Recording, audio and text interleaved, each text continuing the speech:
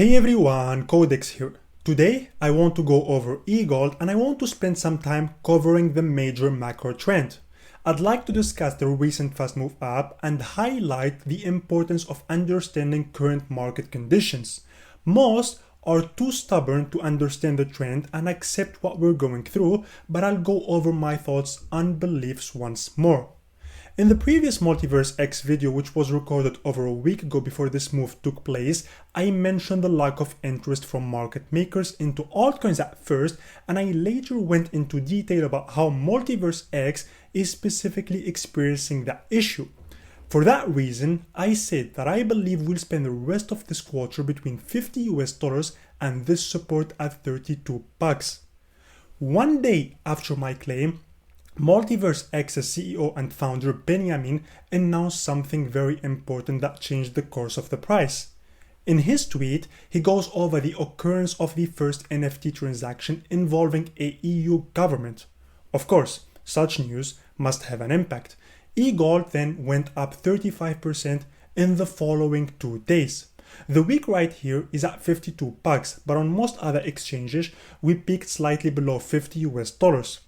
When that sudden move happened, I got a few comments about how I'm completely wrong about this project. Saying that EGLD will most likely keep experiencing downward pressure on my part is apparently misleading.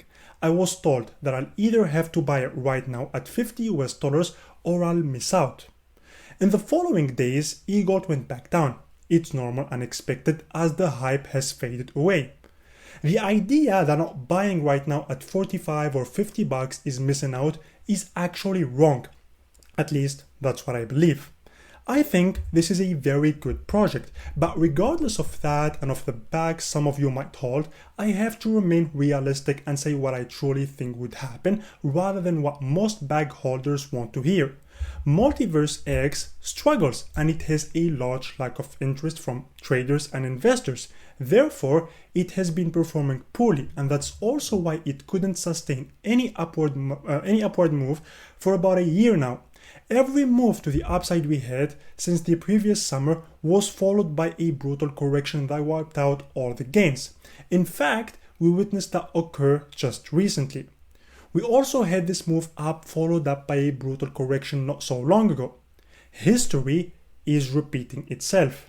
And if we go earlier in time to the end of last year, we see the same scenario.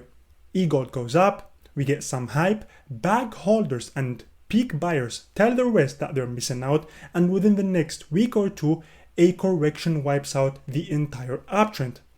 If you cannot see the recurrent pattern with your bare eyes, then I can't help you. This has been going on for a year, and you don't need a PhD in economics or buy a $5,000 course from a sucker online to understand that there is no money flowing in this project at the moment. As sad as this sounds, most have been exit liquidity in every single one of the move ups. Early buyers come in, they get their share of coins to exit at the peak. Late buyers come in late thinking that the rally is sustainable, and it all crashes down. What I want you to understand is that in the short term, there are lots of opportunities to trade, and scalping is very possible in the range we are in. Macro and long-term investing are totally different. There is absolutely no difference between buying last month or this month if we are still stuck in the same price. And so, as someone who mainly plays the market on macro timeframes, these move ups don't affect me, which is the reason why I still haven't bought despite most people telling me I'll miss out every single time. Now, as of the time I'm recording this, the price is pretty much back down below the support, which is obviously the most important level in our current area. It's the level of high interest that we cannot afford to close below. Looking at the KDJ2, we can see that the blue line and orange line too are falling once again to the downside, approaching the level of 20, signaling a bearish trend as well as a trajectory to lower levels. Every single trading indicators, the order book, money flow and market conditions are indicating that there is no money coming in. If you want to believe that all of this is wrong and you'd like to be that person who thinks he knows it all and you buy every top of a rally, then fine, go for it. Thanks for being exit liquidity. I'm just pointing to the facts, and I'm not always right or anything as such, but at least I have some valid arguments.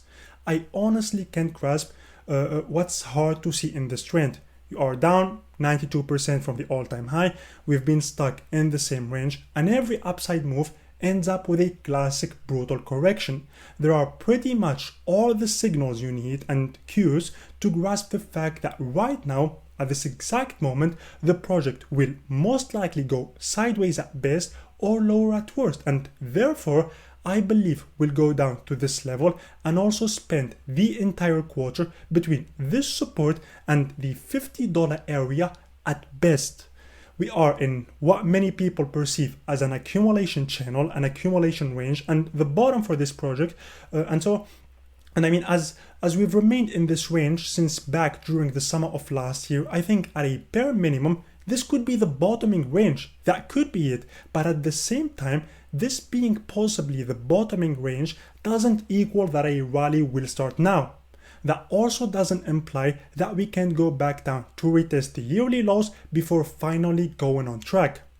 Only time will truly tell what will happen from here, but these are my thoughts on current market conditions and specifically Elrond. Thinking that it's a good project or that it has potential doesn't always mean that it will go up right now either. So, thanks for letting me ramble for some minutes. If you like the video, subscribe. These were my thoughts on this project. Comment down below your thoughts. You can of course tell me what you think. If you think I'm a sucker who's gonna be left behind when the train goes, it's fine. You can leave that in the comments. And again, I'll see you in another video. Bye bye.